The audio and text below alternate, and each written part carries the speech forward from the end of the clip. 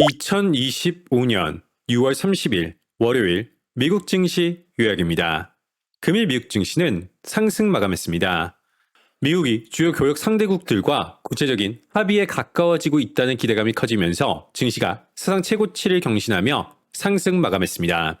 연준이 금리 인하를 재개할 것이라는 전망에 힘입어 미 국채는 5년 만에 최고의 상반기를 보냈습니다. S&P 500 지수는 4월 저점 대비 25% 급등하며 2023년 12월 이후 최고의 분기 성과를 거뒀습니다. S&P 500 지수는 6,200선을 돌파했으며 기술주가 상승을 주도했습니다.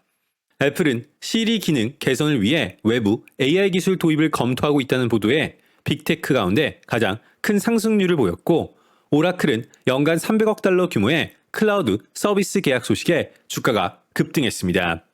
베센트 재무장관은 블룸버그 인터뷰에서 선의를 가지고 협상 중인 국가들이 있다면서도 만약 그들이 완강하게 나와 합의에 이르지 못한다면 관세가 기존 수준으로 돌아갈 수 있다고 경고했습니다. 그는 또한 현재의 금리 수준을 고려할 때 장기 국채 발행을 늘리는 것은 타당하지 않다고 밝혔지만, 인플레이션이 둔화함에 따라 채권 전 구간에 걸쳐 금리가 하락할 것이라는 기대를 내비쳤습니다. 한편 골드만삭스는 관세로 인한 인플레이션 영향이 예상보다 크지 않다며 연준의 첫 금리 인하 시점 전망을 기존 12월에서 9월로 앞당겼습니다. 트럼프 대통령의 급변하는 무역정책, 지정학적 분쟁, 경기 침체 및 재정 적자 급증 우려로 변동성이 컸던 상반기였지만 분기 말을 앞두고 시장은 비교적 차분한 분위기를 되찾았습니다. 분기 말에는 기관 투자자들이 포트폴리오 수익률을 관리하기 위해 주식을 매수하는 윈도우 드레싱 효과 또한 주가 상승에 영향을 미쳤습니다.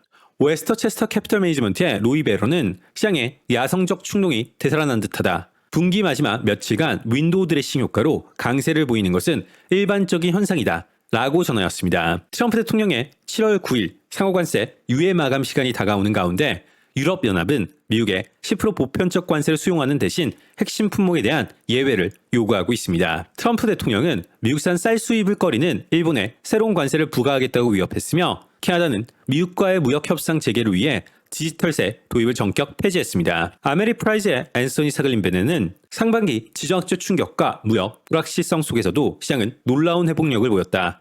이는 견고한 경제와 기업 실적이 뒷받침되었기 때문이다. UBS 글로벌의 울리켄 호프만은 관세 관련 뉴스가 주기적으로 시장을 흔들 수 있지만 지속적인 매도세를 촉발할 정도는 아니라고 본다. 이 트레이드의 크리스 라키는 시장이 경제 둔화 신호를 무시해왔지만 관세 문제가 불확실한 상황에서 고용 지표마저 부진하게 나온다면 거래량이 적은 휴가철에 더 큰 충격을 줄 수 있다 라고 전하였습니다. 투자자들은 목요일에 발표될 6월 고용 지표를 주목하고 있습니다.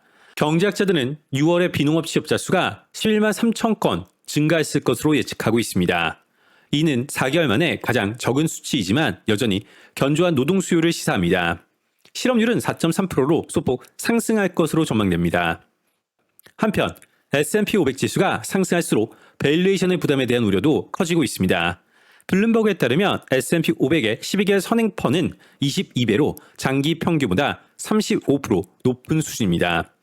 도이체방크는 최근 증시 상승의 주요 동력으로 자사주 매입을 꼽으며 올해 S&P 500 기업들의 자사주 매입 총액이 1조 1천억 달러에 달할 것으로 내다봤습니다.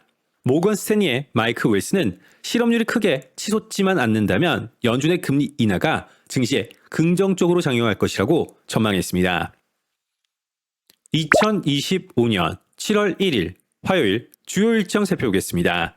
경제 지표는 22시 55분 미국 존슨 레드북 소매 판매 지수, 22시 45분 미국 6월 S&P 글로벌 제조업 PMI, 23시 미국 6월 ISM 제조업 PMI, 23시 미국 5월 건설 지출, 23시 미국 5월 졸트 구인 인원.